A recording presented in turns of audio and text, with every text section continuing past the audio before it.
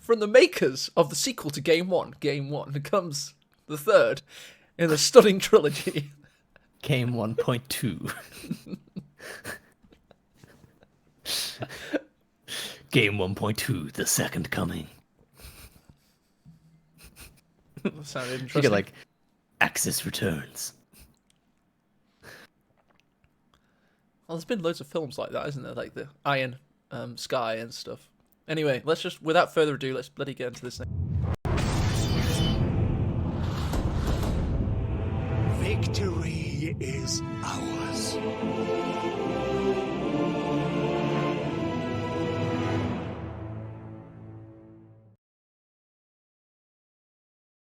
Go. Hello, everybody, and welcome to game 1.2 of this final series. We have, of course, had a rematch situation after a little bit of a game crash by Nagano. It was a fantastic game, and just to reintroduce the players in front of you right now from the Soviets on the southwest side of Rails and Metal, Nagano and Scotch. Interestingly, Stuve and Kimbo in the north have elected to possibly change up what they were doing a little bit, I believe. This time we're seeing, well, again, Jaeger for about the third time today. Could be seeing an elephant on Rails and Metal. Oh, this is unfair. Do you think? Right. Now, in the first game, Nagano did not instant pick Armored Assault, right? Okay. I'm wondering if he's done it to try and see if they're changing up their strategy this Well, game. of course he is. That's exactly And what that he's is- doing. That is so sneaky. It's devilish, isn't it? It's horrendous, really. But that's the kind of games that they're playing, and thanks to the bug splat, as we call it in the Company Heroes community, they are now given an interesting chess conundrum. They've kind of seen what their opening is of their opponent. Will they change their opening and try and counter the previous opening of their opponent, or will they go for something different? And Radio Intercept will certainly help with that, and we can hear some of those comms being intercepted on your game audio right now. Yeah, he's going to know that the sniper has come out again. It's a really good. It's a really good decision by Nagano to do that. A little bit unfair, but hey, we're actually seeing a lot of the repeat engagements. We see the Stern Pioneers rushing to the left-hand side. This exact same scene appeared in the previous match, which is kind of nice because I think we want to see a continuation of the game we saw before. MG42 pinning the conscripts. They have been flanked by a convention, but it's only a two-man squad. They will be able to beat it out thanks to the support weapon MP40s. Elsewhere in the west, conscripts behind heavy cover in a very pitched engagement. It's going to be lasting for a very long time, almost like a Napoleonic war. They've got their gun lines and they're going to stick to them. Literally the same stuff is happening. Is this the same game? Because, he's got the two-man squad of engineers retreating back to the base. They're going to build tier 2, pretty much guaranteed. This is actual clockwork. There he is. And here come the Stern Pioneers. Deja vu eat your heart out. It's Groundhog Day yet again. And instead of Sonny and Cher on your radio, it's Stern Pioneers on your radio intercept. And they're going to come all the way around the rear side of these conscripts and give them a difficult situation. Sniper opens up with its 5th kill. Showing on your screen just now. 6th kill, rather. Yeah, we saw that climb to an insane amount of kills in that 16-minute mark when you announced it. Was it 32 in 16 minutes or something? Yeah, exactly. Crazy. Stern Pioneers firing on the rear side here. This could actually be a surprising squad wipe, especially if they were to kill all of them. A large amount of aggression shown by Kimbo in the southeast. His sniper is doing a damn good job of killing many men. Let's have another look, by the way, at Stuve's positioning with the headquarters placement. I liked what he did before. We actually saw him get to the Panzerschwer very quickly, dropping Battle Grouper in a really popular position where they're able to help Axis reinforce 2 VPs for the game. And Actually, this time there is a change. So instead of the battle group, her Stuve has gone for mechanized. So we're actually going to see a different fabric to the game than in game 1. Double-footedly, this sniper jumped over that wall. Pretty parkour. And again, we've got Stuve with the focus grenade in this house. He seems to love that maneuver. It's a nice pinning predicament to put the allies in, but forced away easy enough. Sniper with its 9th kill. Just has Cat has 9 lives. This sniper has 9 notches on the butt of his rifle for all the kills. He's had 10. So now my analogy's ruined. Thank you, Mr. Sniper.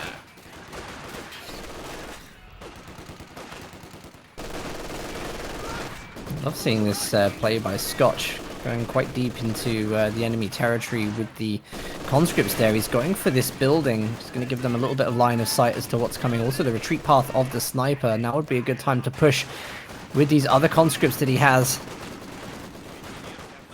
Grenadiers stand in their way, though.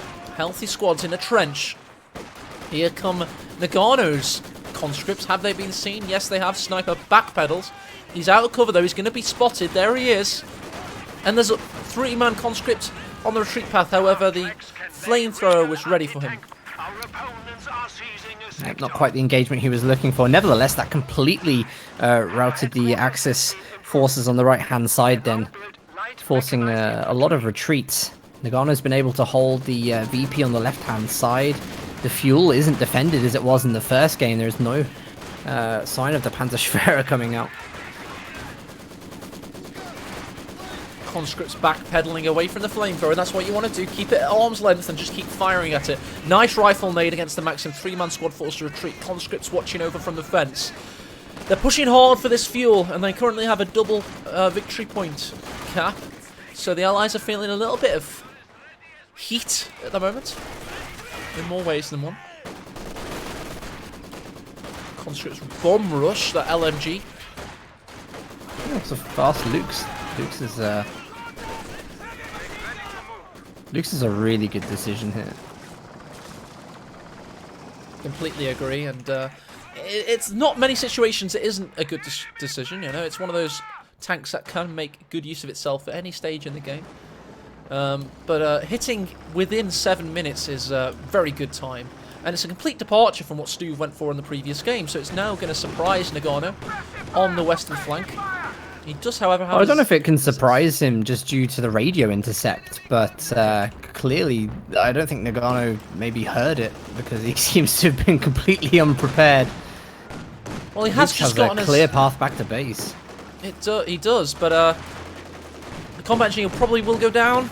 Will it? AT grenades are a folly. They don't exist. The Zis gun does exist, though, but it's taking its sweet time to get into the battlefield. Really needs to use horsepower or something.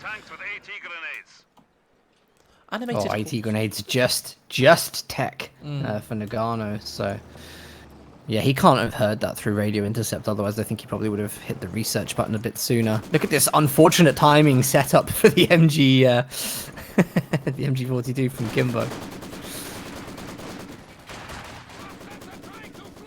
Forced away by the conscripts. With a full health squad, they jump in the building, but they're met by the flamethrower. So that won't stay in it for very long. Jump straight back out again. Scotch now repositioning. Dan, I really feel like we're watching a classic Company of Heroes battle here. It's going to be one for the ages, I feel. Alright. I feel like we cast this game only hours ago. Yes, but now we're casting it again. But with more death and destruction. Give them death. Give them destruction. Oh, good mine on the VP left side. Retreating Stern Pioneer. Probably lucky to get away with that one model.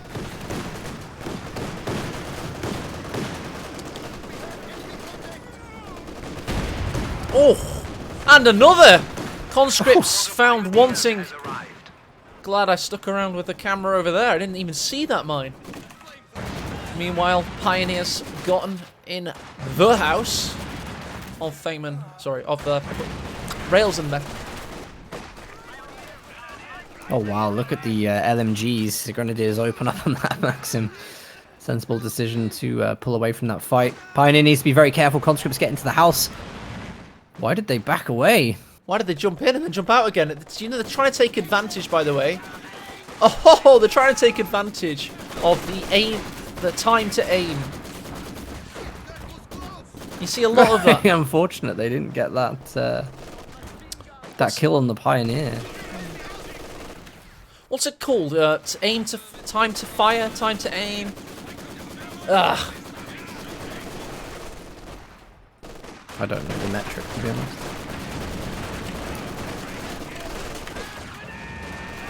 Nice rifle nade dodge. Well, nearly by Scotch. Loses one model, loses another. LMG Grenadiers are bearing down. Aim time, that's it. And it is a gaming term referring to how long it takes to bring up your rifle to your face and shoot. And that's what players start to take advantage of. And look at this, it's a trap, says Admiral. They have to run all the way around. First Grenadiers go to body block. Is there anything on the retreat path? No, there's not. This two-man conscript does have a clear way home. There's green cover in the way of those bullets. It should be fine. Well, you can see Kimbo is trying to cut them off. In fact, he's now found a good target with the AT gun. Good barrage. Excellent barrage. Nearly picks up the kill. There's nothing on the retreat path, though. Should be fine. Meanwhile, T-70's found the sniper. Oh! Nearly got out in retreat. Was Fausted for his transgressions and is forced away. I'm going to see Kimbo. It looks like he's going to put tier 4 back in that position. Same as the last game. Obviously, the dynamics changed a little because we have the Lukes there and not Battle Grouper. But I'm pretty sure he'll go back and invest in the Battle Grouper because it gave them a really strong foothold in the center in that last game. We just saw the KDs of the players there. Interesting viewing. The Lukes pushing in, could take out the conscript, needs to get around the apex of that wall there. Now the building stands in its way. It's going to march on regardless. It will have a moment to fire over medium cover and possibly end the conscript's life. Yes, it does. There you go. Conscript yet. Such a shame. Like T-70 from Scotch, probably the only thing in the field that is able to deal with that. It's just still recovering from the snare being repaired on the right-hand side, so that Luke's kind of has a bit of free reign on its side of the map. It's good to see Stuve minesweeping with the Stern Pioneers. You know, he's actually scouted the retreat path for the Lukes, which is, you know, a very intelligent play.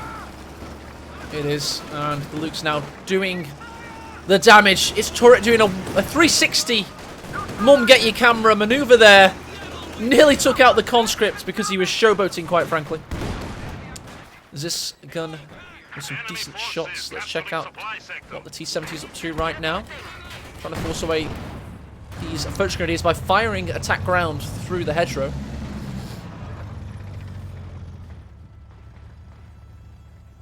Let's check out some of the kill counts. The T-70 currently got 5 kills. Panzer II Lukes has 7. So weird to see that in this game, it's actually Scotch and Nagano who are heavily down on VPs. Just dropped below 300 before even hitting the 13-minute mark. That's a significant drop in VPs in this game. Absolutely is. These Grenadiers march on. Not quite a tactical cohesive battle group, but more of a staggered line, a trio. Snipers nearly taking out the conscript there. The T-70 was baited into that situation. The Pak-40 takes a shot. Let's check out what's happening in the center. Still that trap. They really need to destroy that barbed wire, in my opinion. I think he's aiming for it at the moment, by the looks of it. I think he's trying to really should be able to hit that. That is very close. He's going closer. Maybe he'll be able to get it now. Go on, Nagano, you can do it! You can hit that barbed wire! Shoot it with your guns! That's it! Yes! They're back in the game, Dan. They're back in the game, son. Here we go. Let's go. I want to point out that is someone that knows the KO2 mechanics very, very well, you know, because you'll constantly find little inaccuracies like that, and it's good to know that Nagano knows the tricks around them. He does. You have to take your AT gun and put it inside the barbed wire before firing. Here we go. We got Kimbo with the Brum Bear. Good choice as ever. And 2 versus 2. Well, T-70's going for the sniper, you know. It doesn't care about the Pak-40. Grenadiers it cares about, though. It would have lost its life should it have gone for that. Maybe should have gone all the way around. All the way around, I mean. Meanwhile, now The coast is clear, and he faces his final curtain. He uses his way to get into the center. Uses this barrages. This game's opening up. They may have suffered nearly half their victory point count, but they're still way in this battle. T70 with its 7 kills, looking to add to it.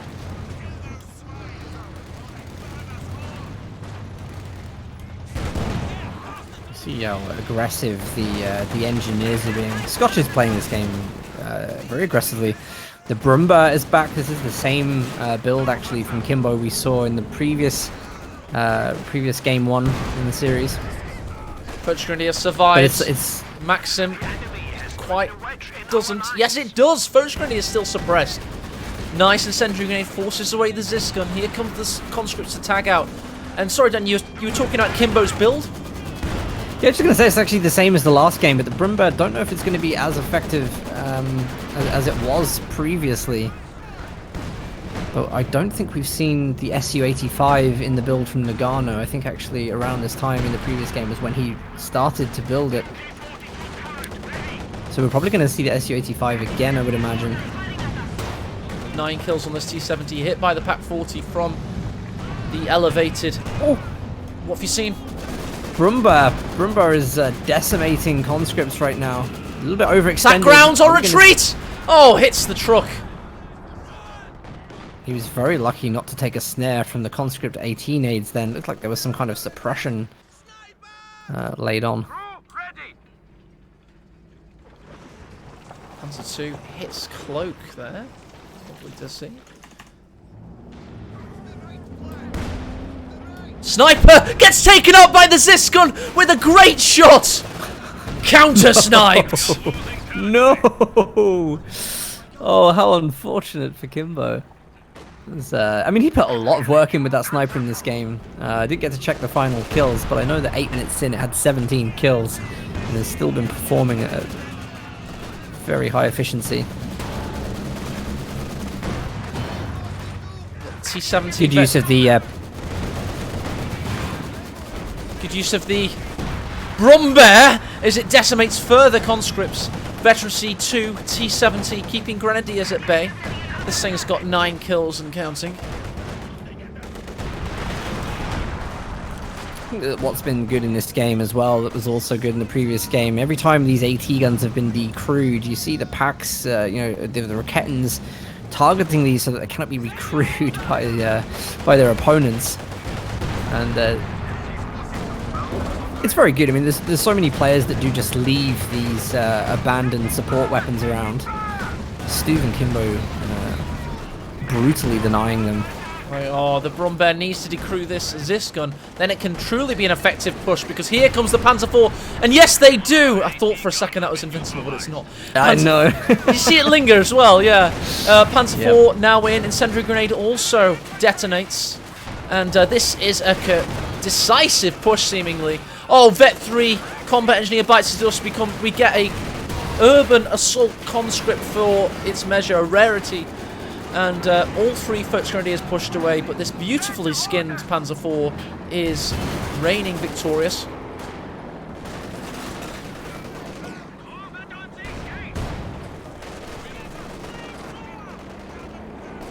I love this, by the way. Check out Stu's Luke's.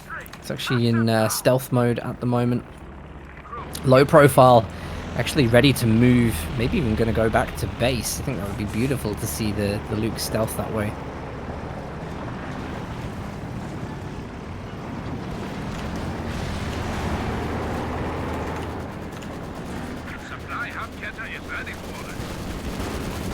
Oh, huge Brumbear spare shot. Here comes the Panzer IV. It's been hit by the Su-85 that's recently been built by Nagano.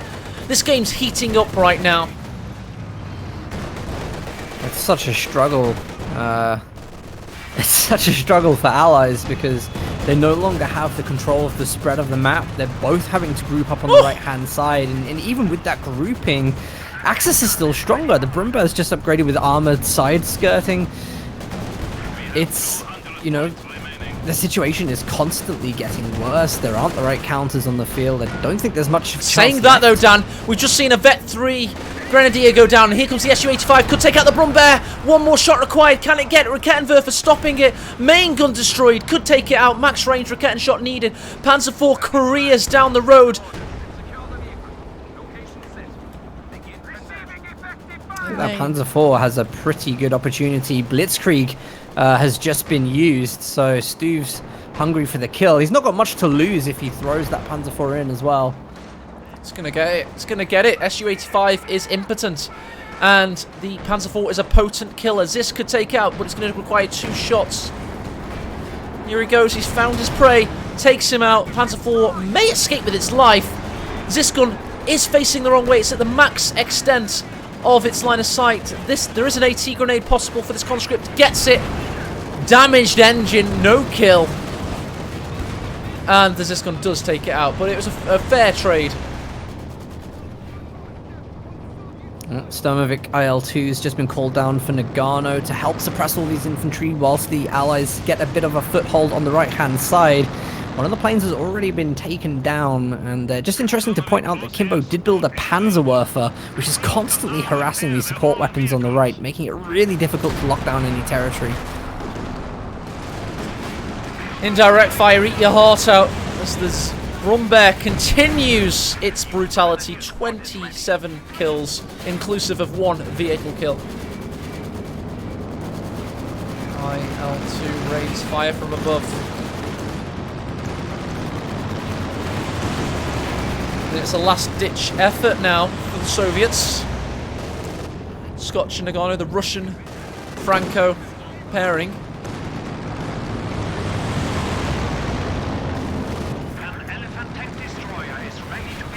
Oh, but Elephant is now out. The Luke's has got a damaged engine thanks to an 18 aid. Force their way into the centre circle, does Nagano, because he needs to keep the victory point count. Here comes the T-70 looking to exploit the Luke's rear armour. Needs to get round the back.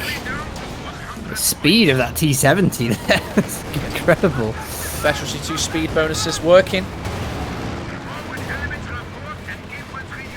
Okay, so we know the Luke's dies. Let's check out what else is dying. Elsewhere on the map, we've got conscripts bravely forcing their way onto the victory point. MG42 now with Veterancy 2 causing better damage, stopping the cap, and every cap is so vital. And look at these Fox Grenadiers down in the centre.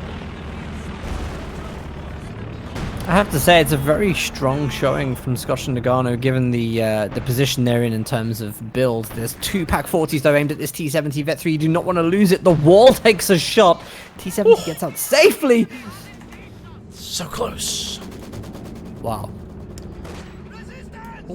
Right. Firing on this system. Reversing away. Decrewed. Insult to injury. Yet again. Maxim bravely throw themselves onto the centre circle. The gunner crouching. His MG is now autonomous. He's thrown it in front of him. It's firing of its own free will. The Maxim is automated, damn. That is incredible.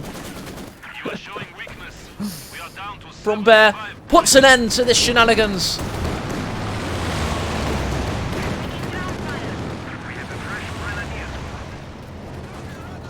Wow, this triple caps very, very strong in this game. Axis controlling all 3 VPs. Nice Ura from Scotch, but with 65 VPs left, it has been suppressed. I don't think they're able to do much at this point. I really can't see any solutions here. We've got Stuve's just built another Panzer IV. Oh, big shot in from the Ziskum. But it's not going to matter, because right now the Axis are in solid control. 49 victory points remaining. 48 and dropping. Oh, T-70 dropping. And a Sunder burning Inferno. Conscripts putting their lives on the line. Here comes the Panzerwerfer. Where's the target? Where's the target? Here it is! The Ziskuns found out and decrewed. Horrific salvo there. Well, IS-2's just hit the field. Okay, okay. we can work with this, hopefully. Got, well, actually, this combination of IS-2 and the Su-85 is probably the strongest vehicle composition on the field if they can protect the VPs and if they can keep their infantry alive to get on the points. Actually, this isn't so bad. It's not terrible. You need to gain veterancy on this Su-85. It's new on the battlefield and it's been taken out by max range from the Pak 40s. Oh, the last salvo missed there. They do now control 1 victory point. They have stemmed the tide of the bleed at 34 and pegged it back. And here comes 50 to 60 tons of Starlinium. Crude, brutal, and uncompromising. It marches on. 122mm cannon. Oh my god, these guys are absolute fighters. Actually, it seems the lower that their pop cap has got, the more ferociously they've fought. What a comeback this would be. This would go down in history as Nagano and Scotch. You have to stop laughing. You have to stop. Cease and desist. I'm going to mute. What a comeback this would be. The greatest one in history. No! Don't make me laugh! No! I'm a serious caster. I refuse to be mocked. I am AE and I am the best hype caster in this game. I refuse to be mocked. This is the greatest game of Company Heroes ever and they're doing really well. You're making a mockery of it.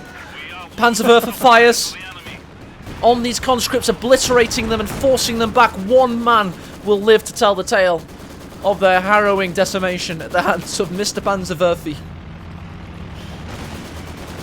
Axis still have a strong grip on the game, and it's a real shame actually that the Su-85 needs to be up the field. I don't think repairing it back in the base is helping out at all at the moment. It needs to deal with what is now the Vet 3 Brumba.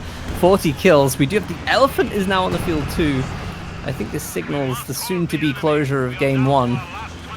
Could be, but they currently hold 2 victory points, and they're currently pegging them back. Elephant notwithstanding.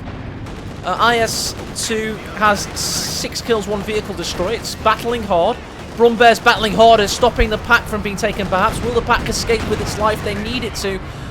Elephant's just taking a huge shot in on the IS-2. Here comes that big, fat machine. Pack 40 destroyed, but it was a good straight. Vet 3 Brumbear escapes with its life, as is a tale as old as time itself. Nagano holding strong, holding fast on the center circle. Well, this is a kind of testing moment for a lot of teams. When you're actually holding 450 plus VPs, you're in a great position, but you only got 20 to take. You see a lot of teams actually rush this, do you know what I mean? Actually, Stuve and Kimbo have all the time in the world to come up with the counter, build the units they want with the resources they have, and then make a strong push. They don't need to rush this. If they do, I actually think Scotch and Nagano actually have a pretty formidable... Oh, big Panzerwerfer barrage. We've had just manpower casualties though, no wipes at all. Zisgun firing harmlessly over the Futurine's head. They're all behind green cover, but they Oh no, look at that Su-85. The Panzer IV caught it out with the turret facing the wrong direction. Blitzkrieg has been used. It's going to get a rear armor shot. Good call, Stormless, and the Panzer IV will retreat to safety, it looks like.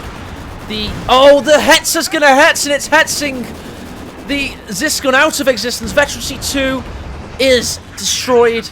A Vet 3 Maxim stands tall over the victory point, but the Hetzer will destroy it in good time. Elephant, let's keep an eye on the Elephant. Where's it at? It's going to be firing on the IS-2 in no time. Here comes the Vet 3 Brumbear. Double Zisgun barrage on the Grenadiers. What an amount of kills that was. Sorry? I was going to say, I think if we look at this game from the perspective of... They're probably not likely to win this, but the main objective is actually to drain as many VPs as they can from their opponents at least. They'll be looking to win it, of course, but at least go out of this game with as many VPs drained. That's the key thing right now, is just putting as much pressure as they can on these VPs. Where there's a will, there's a way, and there's certainly a way right now, and Goldpath 2 are showing the way, because they have 2 victory points, and that's all you need to win a Company Heroes 2 battle. They have the armor, they have the army, and they have the camaraderie that might just take them there. They are up against stern adversaries, though. I mean, look at the fierce forces. We've got a Vet 3 Brumbear. We've got an Elephant. We have a Panzer IV, which Rose recently took out the S-85. Let's go for another Jaunt, by the way. What have you seen? Hey, check out the left side. You've got conscripts. They picked up a flamethrower early on from another engagement. They've managed to successfully flank the MG on this side, drawing over the Panzer IV. There is an AT gun that's coming over to support. So actually, Allies could get a triple cap out of this. Crazy. Crazy stuff. Elephant, by the way, is pushed in to push away any armor that dares overlook the center. Meanwhile, IS-2 is getting leery. What have you seen? Tell me. The plane just crashed into the Panzer IV. Fortunately, it didn't do any damage. Oh, okay. Fair enough. It's very... Brumbear forces itself on. It's now gotten, by the way, ladies and gentlemen, 45 infantry kills, 3 vehicle destroys. What's this on the center? It's the IL-2 Sturmovix. I think this is important. With the kind of VPs they have, this is the best defensive tool they can muster. Oh, Focus Grenadiers could be taken down. Veteran C5 didn't bite the dust. Hetzer comes into play. Conscripts trying to keep the central victory point away from the Wehrmacht. Maxim goes down. Hetzer marches on. They need some kind of anti-tank in the centre. Can't lose a Vet 3 conscript, surely. Oh, so close. Meanwhile, in the east, what do you see, Stormless? In the east at the moment, again, it's just Scotch trying to push back the combination of Brumba and Elephant. The IS-2 had to go all the way back to the base to repair. Both of the Sturmovik IL-2s have been taken down on their first run. So any defense in the middle is now negated. 2 VPs are going to go into Axis hand, and we could see that ticker for the end of the game starting again. We could, and 403 victory points remain for the Axis. It was a hard road back, and it was a long road back, and they took several steps down it, but probably not many more. Here comes the Panzerwerfer yet again, firing high into the sky, and down on to the resistance. And that's all it is. Oh, here we go, Scotch calling in his IL-2 strike. Again, they're just so desperate to get that VP. The IL-2 actually suppresses the Volksgrenadiers, meaning the conscripts can go in for the cap. AT gun is essential in helping to defend against the Panzer IV and Flammenhetzer. Unfortunately, it has gone down. IS-2 nowhere to be seen. There is a T-34-85 coming on for Nagano. It will be late, though. It is very late in the game, 32 minutes, but considering the victory point count, it's too little, too late possibly. Brumbear, ooh, it's come rather forward, and the IS-2 does see its rear, but the Elephant, oh, the Elephant has a perfect angle.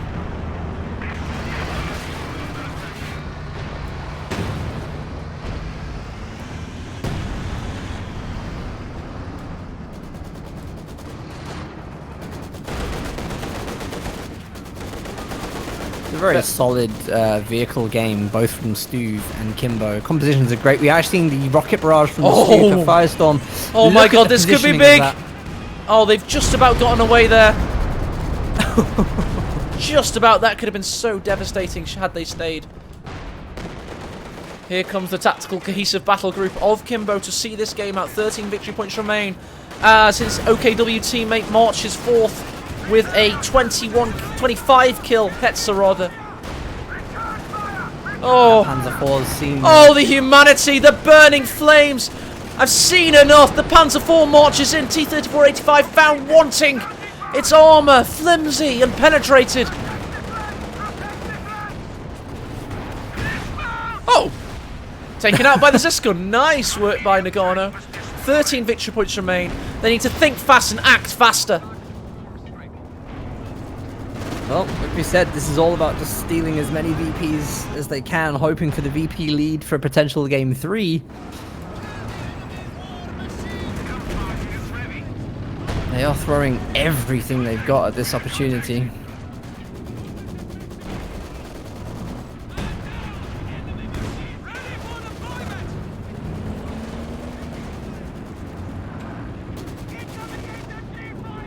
Here comes the Brumbear.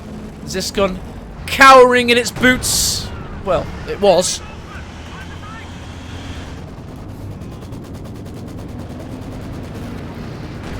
Elephants. Huge shot in on the IS-2. This could be symbolic of their defeat. Huge lumbering Ferdinand. Oh! One more shot required. Will it get it? Possibly not. That was a ground attack shot. What's this? Stuka bombing strike. Where is it? Where is it? I think it's on the IS-2. Oh! Takes out this Maxim. Oh! What have you seen? Wow! Brumbear, ground attack there. And that was amazing, actually. Just the retreating Maxim squad. The shot landed perfectly, killed 4 models. Elephant immediately attack move to clear the MG. That was very, very cool to see. Very quick play. Very cool to see. Very quick play indeed. 35 minutes it took Stuve and Kimbo to go 1-0 up in this series.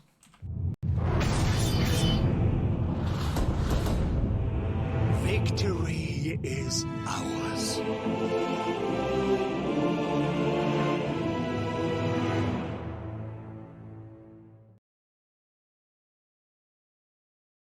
No, it's epic. And we're back live after that epic game 1. That was a real interesting encounter. It was a very good game. Slight variation on the first game. Obviously, that was a rematch of game 1. I think, yeah, no doubt, Stuve and Kimbo deserve to win that. Great play from vehicles all over. Flammenhetzer, Brumbear, the decision-making to get the Elephant out. Constantly hard countering Nagano and Scotch. And you don't expect to see that from Nagano and Scotch because they're just such a good 2v2 team. They normally have way more control than that. That double Soviet, an interesting series. That double Soviet build of Nagano and Scotch has looked so good today, and to see it manhandled so well by Kimbo and Stuve won't be a good feel for Goal Path 2 fans.